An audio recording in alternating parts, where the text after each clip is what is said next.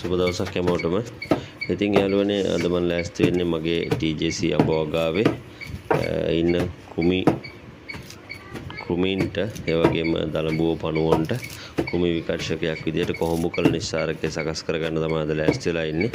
ඉතින් අපි මේ විදියට කොහොඹ ගහෙන් කොළ ටිකක් කඩාගෙන අතු කැබලි කපාගෙන හරි කොහොඹ කොළ ටික වෙන් කරගන්න ඕන. එහෙම වෙන් කරගත්තට පස්සේ යාළුවනේ අපිට පුළුවන් ඒක වංගෙඩියක දාලා හෝ වෙන යම් ක්‍රමයකට මේ විදිහට කොටා ගන්න. ඉතින් කොටාගෙන අපි මේක දියරයක් විදියට හොඳට මිරිකලා අරගන්න ඕන.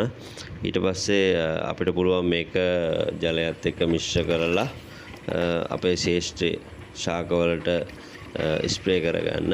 ඉතින් යාළුවනේ මම මෙහෙම මේක වතුරත් එක්ක මිශ්‍ර කරගත්තට පස්සේ මම අද හෑන්ඩ් ස්ප්‍රේ එකක් ආධාරයෙන් තමයි මේ වැඩේ කරන්න ලෑස්ති වෙලා ඉන්නේ.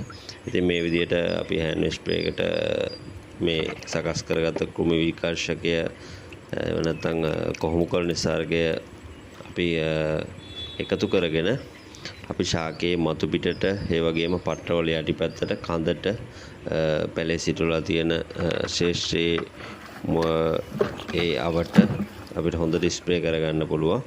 ඉතින් මේකෙදී තියෙන වැදගත් දේ තමයි යාළුවනේ අපි හැම වෙලාවෙම බලන්න ඕන ස්වභාවික කෘමි විකර්ෂක, ස්වභාවික බෙහෙත්, ස්වභාවික පොහොර අපේ වගාවට එකතු කරගන්න. ඉතින් මේ තුලින් අපේ වගා ශේෂ්ත්‍රය සාරවත් වෙනවා වගේම හිතකර සුද්ධ ජීවීන්ට ගොඩක් වැදගත්.